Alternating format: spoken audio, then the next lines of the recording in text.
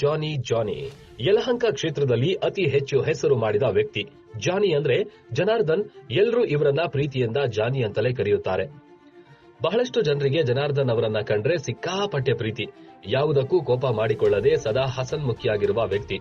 ಈ ಬಾರಿ ಜಿಲ್ಲಾ ಪಂಚಾಯತಿಗೆ ಅವಕಾಶ ಸಿಕ್ಕರೆ ಸ್ಪರ್ಧೆ ಮಾಡುವ ಮಹದಾಸೆಯನ್ನ ಇಟ್ಕೊಂಡಿದ್ದಾರೆ. ಯಲಹಂಕ ಕ್ಷೇತ್ರದ ಪ್ರಮುಖ ಜಿಲ್ಲಾ ಪಂಚಾಯತಿ ಕ್ಷೇತ್ರವಾದ ಸಿಂಗನಾಯಕನಹಳ್ಳಿ ಕ್ಷೇತ್ರದಲ್ಲಿ ಈ ಬಾರಿ ಮೀಸಲಾತಿ ಬಂದ್ರೆ ಜಾನಿಗೆ ಟಿಕೆಟ್ ಕೊಡಲೇಬೇಕು ಎನ್ನುವ ಲೆಕ್ಕಾಚಾರದಲ್ಲಿ ಒಂದಷ್ಟು ಅಭಿಮಾನಿಗಳು ಎದ್ದಿದ್ದಾರೆ.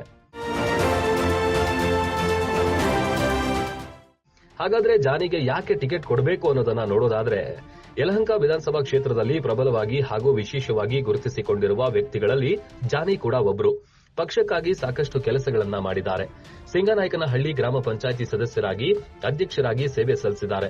ಅವರ ಪತ್ನಿ ರೂಪಾ ಜನಾರ್ದನ್ ಸಿಂಗನಾಯಕನಹಳ್ಳಿ ಅಧ್ಯಕ್ಷರಾಗಿ ಸಾಕಷ್ಟು ಅಭಿವೃದ್ಧಿ ಕೆಲಸಗಳನ್ನು ಶಾಸಕ ಎಸ್ಆರ್ ವಿಶ್ವನಾಥ್ ಮಾರ್ಗದರ್ಶನದಲ್ಲಿ ಮಾಡಿದ್ದಾರೆ.